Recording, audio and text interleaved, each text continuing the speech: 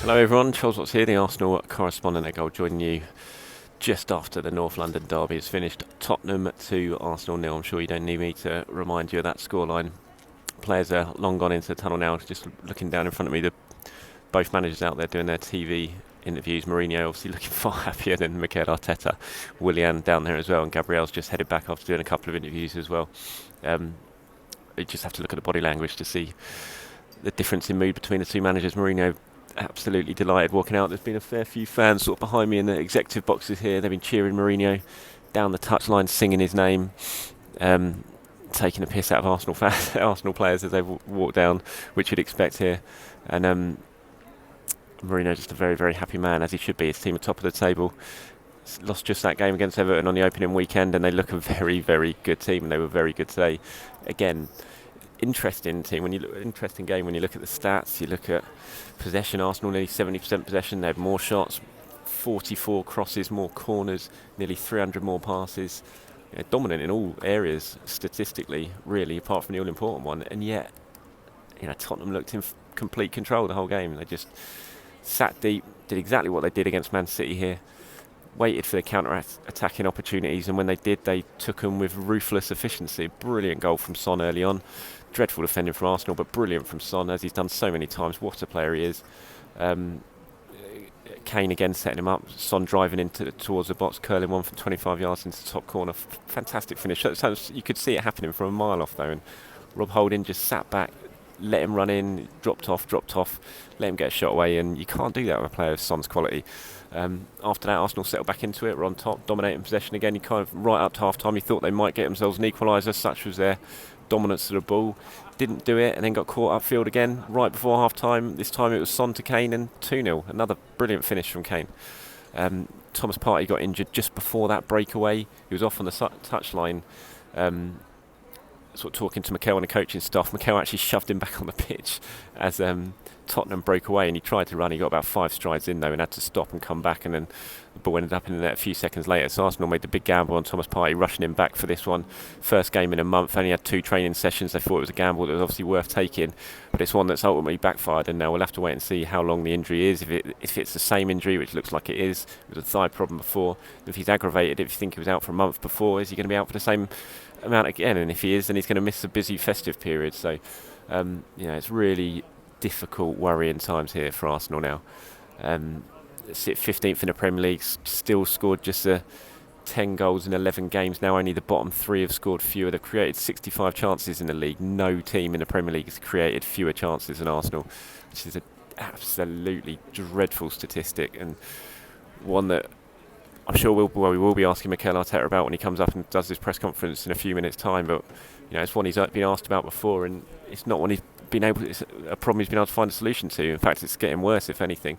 Put in 44 crosses today. I remember after the Wolves game, he pointed out that Arsenal put in 33 crosses, and sort of used that as a reason to be hopeful and saying the goals will come. It's maths. So you put in that amount of crosses, it will come. Well, they put in 44 today and they didn't score.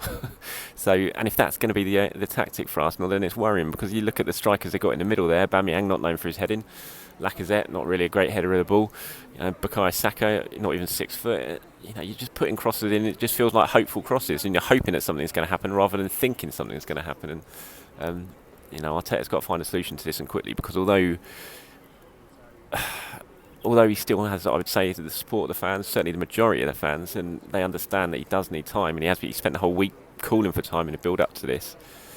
That patience is going to run out, and you think Arsenal have lost 6 of the last 9 games in the Premier League when you're not scoring any goals, you're defensively slipping back towards what you were before Arteta arrived. He's been in a year now, and the optimism certainly from the FA Cup win has certainly vanished, and it's always tough to lose a North London derby, but to lose it on a run, and now to be on a run of 6 defeats in 9 games in the Premier League, he's in a real difficult spot, Mikel Arteta, and he needs to find a solution to this. He needs to find a way to get Aubameyang back scoring goals again. Still only scored 1 from open play this season. That was on the opening weekend of the season in the league, that is. And if Aubameyang's not scoring, Arsenal aren't scoring. It's as simple as that. It's not nothing new. It's been like that since he arrived from Borussia Dortmund, basically. And But you worry about Aubameyang's body language at the moment. This isn't the Aubameyang we've seen since he's been at Arsenal. It's not the smiling Aubameyang. It's the really, he's got his head down. He looks unhappy, which he would do because he's a striker and he's not scoring goals. He's not getting chances. But you kind of want more from your captain as well. And then, as well as much as Aubameyang might be able to point the finger at the chances being created behind him, he did have one today which he headed over. He's got to do more, in my mind as well. And there's just players not performing at the moment, and again, you sort of label that. You can put that Mikel Arteta's door because he started Willian again today. Willian's been horribly out of form. Reiss Nelson played really well in the 2 Europa League games. Yet he starts Willian. Nelson doesn't even make the bench. Willian disappointed again. Hector Bellerin has been struggling all season really. Another foul throw from Bellerin today. 5 foul throws in 11 Premier League games for Hector Bellerin. I mean, it's a dreadful statistic. Should Ainsley Maitland-Niles be getting a run even at right back, or should Cedric play at right back? Should Maitland-Niles be in midfield ahead of Granit Xhaka, who struggled again today? You sort of compare Xhaka with Højbjerg, and Højbjerg was fantastic. He was so good. What a signing he's been for Spurs. You do. Mikel Arteta is the manager. He has to take the blame. It's simple as that. The players certainly have to shoulder some of the responsibility themselves, but Arteta isn't helping himself some of the decisions he needs to make. Yeah, he needed to make some big decisions and he needed to get them right today, and ultimately he hasn't. So he's going to have to take a big proportion of the blame that's going to come his way, and he's got to find a way to get Arsenal winning again. It's simple as that. He's just beginning to finish his TV interviews down there, so I'm going to quickly rattle through my player ratings before he starts his press conference. Little bit of a disclaimer, they're not going to be great. I'll start with Bernd Leno in goal. I need to see that first goal again. I've seen it a few times, but it was a great finish from Son, absolutely brilliant. But you've got to question Bernd Leno's positioning a little bit, because it wasn't banging the top corner and Leno got nowhere near it. So I think he was, position-wise, he was far too close to the near post and got caught out. I'll give Bernd Leno a 6. Hector Bellerin I thought was poor. Talking about those foul throws, I think kind of sums up Bellerin's performance. He got into some decent positions when he get into down the right hand side, but his crosses, they weren't picking out anyone really, didn't lead to anything. So a poor night for Bellerin. I'll give him. I'm going to give Bellerin a 4. I'm going to give Holding a 4 as well. I thought Holding was poor. He backed off time and time again when Tottenham broke forward. I still think that Son goal, as good as it was, but Holding could have cut that off at source so much earlier, sort of 30 yards before he got near the penalty area. He didn't. Poor performance from Holding. I'm going to give him a 4. Gabriel, I'll give a 5. Kieran Tierney I thought was decent. I thought Tierney had a good enough game down the left hand side. Always willing, putting a couple of good crosses. It was his cross that set up Aubameyang's chance. I'm going to give Kieran Tierney a 6. Thomas Partey I thought was Arsenal's best player in the first half, but he went off before half time, and just as he was against Aston Villa in that defeat, he was again Arsenal's best player in that game, and he only played 45 minutes. And it just says an awful lot, doesn't it, about what's going on at the moment when a player can play for 45 minutes and be your best player. So I'm going to give him I'll give Thomas Partey a 6. Granit Xhaka I thought was really poor. Going to give him a 4. He was lucky he got a yellow card eventually. He was lucky he didn't get a yellow card after the first couple of minutes. I think you've got to start looking at giving Ainsley Maitland-Niles a run out in central midfield for me. So I'm going to give Granit Xhaka a 4. Saka was willing all night long, but lacked quality at times, certainly in the final third when he got into a couple of good positions, especially in the first half. Give Saka a 5. Willian really poor again, I thought, for me.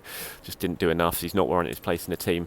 Pepe can't come back soon enough, but I really think Reiss Nelson should get a go in the next Premier League game. I'll give Willian a 4. Aubameyang going to give a 4. For his one chance, he fluffed his lines with his header. His body language was poor. Just didn't get into the game at all. So I'm going to give him a 4. I thought Lacazette was all right, actually. I thought he's going to get a 6 for me. I thought he put himself about. He got himself on the end of a couple of crosses. Had one good header that was tipped wide in the second half when Arsenal were pressing. He certainly never hid Lacazette, unlike maybe you could suggest that Aubameyang did at times. So Lacazette will get a 6.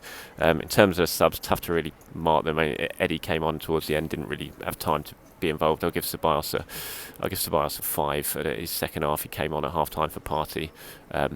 Did okay, but Arsenal absolutely dominated the second half in terms of possession and stuff, and Ceballos saw plenty of the ball, but just didn't do enough with it in the final third. Unfortunately, when they got themselves in decent positions, they wasted those opportunities, and the strikers didn't take advantage in the few chances they did get. So lots for Mikel Arteta to discuss when he faces us in a few minutes' time. He's still down there at the moment, but we're heading up to start his press conference pretty soon, and you can head over to my Twitter account at Charles_Watson. I'll post what Mikel Arteta has to say, and head over to goal.com as well for all the reaction from today's game, including my thoughts on exactly what's gone on and where Arsenal are under Mikel Arteta right now, and also my thoughts, also post-match reaction, press conference-wise, in terms of what he's had to say. Where we'll certainly be finding out exactly what he thinks of Thomas Partey's injury and how he's going to try and fight a solution to the problem at Arsenal. That seems to be growing bigger by the week. So from Tottenham Hotspur Stadium, it's finished Spurs 2, Arsenal 0 in the North London derby.